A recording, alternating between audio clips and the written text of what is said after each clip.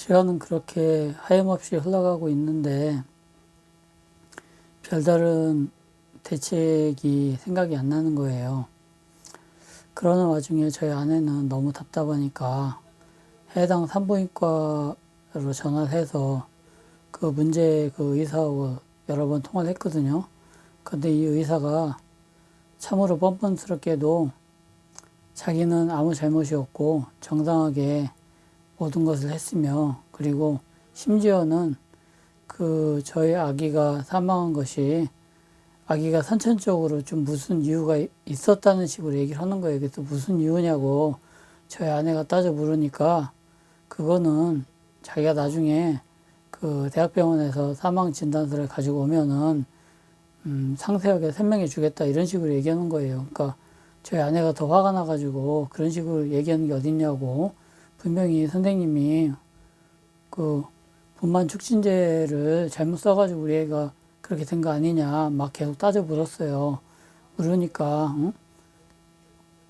전 그렇게 많이 뭐 문제를 제기하고 그러시면은 나중에라도 애 낳게 되면은 대학병원에서 나시고 이런 저희 같은 산부인과 오시지 말라고 이런 식으로 막 좀 적반하장 식으로 막 뭐 무슨 억압적인 태도를 막 보이는 거예요.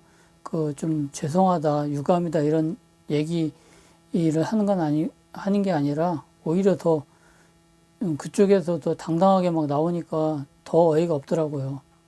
그러면서 자기는 바빠가지고 좀 끊겠다고 이런 식으로 막 요리조리 피해 다니고, 또 아이한테 모든 거를 원인을 뒤집어 씌우고 이런 식으로, 참 저 사람이 우리가 이렇게 존경했던 그 의사가 맞나 이런 생각이 들 정도로 참으로 뻔뻔하고 진짜 사람으로서 저렇게 할 수 있나 그런 생각마저 들었습니다.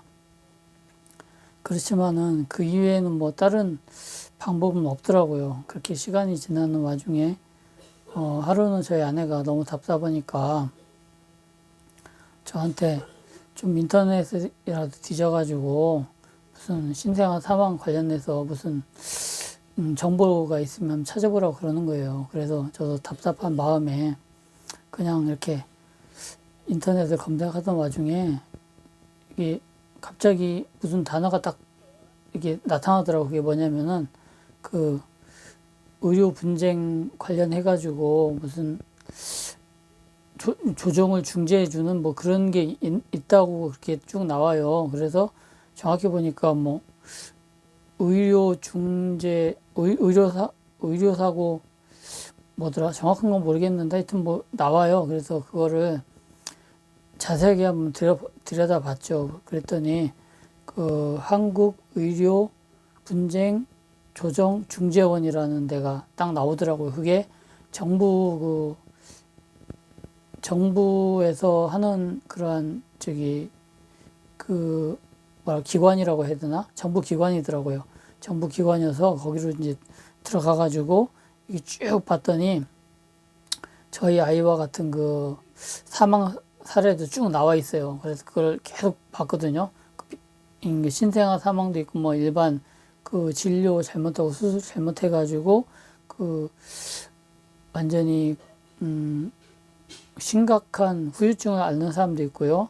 거의 식물인간으로 이렇게 살 수밖에 없는 그런 정도의 그런 상황에 처해 사람도 있고 여러 가지 사연이 있었습니다. 그래서 저는 그 신생아 사망 관련돼서 그 사례들을 쭉 보니까 저희 아이하고 비슷한 경우가 쭉 나오더라고요. 그래서 여기 한번 해봐야겠다. 그래서 제가 전화를 했어요. 전화를 했더니 다행히도 전화를 딱 받으시더라고요. 받아가지고 이제 제가 쭉 내용을 설명했더니 걔네들이 알았다고, 일단 그러면 자기네들이 그 메일로 서류를 보내줄 테니까 그 서류를 이제 구비 서류를 다 준비해가지고, 그리고 이제 거기에 쓰는 양식들이 있어요. 그 양식이 이제 이렇게 예시를 딱 예시문이 쭉 있거든요. 그에 맞춰가지고 써서 그 우편으로 보내주면은 자기들이 이제 검토를 하겠다. 그래서 이제 그 조정 신청을 하겠다 그렇게 얘기를 해요. 그래서 제가 우편으로 그 다음날 바로 메일이 와서 그 메일대로 해가지고 그 산부인과에 가서 그 진료 내역서 떼고요. 그리고 이제 그 대학병원 가가지고 물론 이제 진료 내역서 떼고 막 이렇게 뗐어요. 그러니까 이 두께가 이렇게 두껍더라고요. 대학병원 거는. 산부인과는 그나마 좀 덜 두꺼운데, 그래서 이제 제가 이제 시간이 없으니까 그때는 제가 2주 끝나고 나서 그 회사 다닐 때라 이제 저희 아내가 이제 그게 이제 한 몇 달 지나고 나서였어요. 한 2달 이상 지나고 나서다 보니까 아내가 어느 정도 좀 회복이 돼가지고 미안하지만 저희 아내한테 갔다 오라고 했거든요. 그래서 두 군데를 다 들려서 서류를 떼왔어요. 수수료는 뭐 10,000원만 그 정도 되더라고요. 그래서 이제 떼봐가지고 이제 제가 11월 19일인가 그때 우편으로 해서 등기로 해서 보냈어요. 보냈더니 한 10일 정도 후에 연락이 왔어요. 그쪽에서.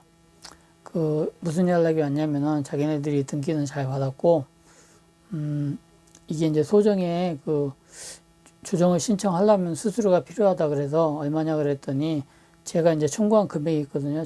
금액이 뭐 1,000만 원, 2천만 원 쭉 있는데 제가 이제 해당되는 이렇게 금액은 한 10만 원 조금 넘는다 그러더라고요. 그리고 이제 기초생활수급자 이런 사람들은 그것도 면제를 해주나 봐요. 나라에서 하기 때문에. 그렇게 해가지고 제가 자동이체로 해서 그냥 이체로 해서 보냈어요. 보냈더니 이제 잘 접수됐다고 자기들이 이제 다 서류 분석을 해가지고 그 날짜가 잡히면은 조정 신청 기일이 잡히면은 와달라 그렇게 얘기하더라고요. 그리고 이제 그 중간에 담당 조정하는 사람이 있어요. 여직원분인데 그분들이 이제 이렇게 몇 가지 이제 질문 같은 것도 하고 그러면서 제가 이제 뭐 좀 얘기도 하고 그랬어요. 그러다가 이제 또 다시 연락이 왔더라고요.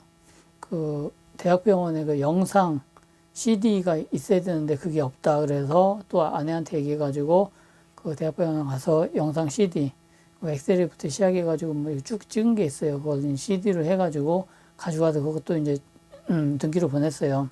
그러니까 이제 서류는 완전히 완비가 됐다 그러더라고요.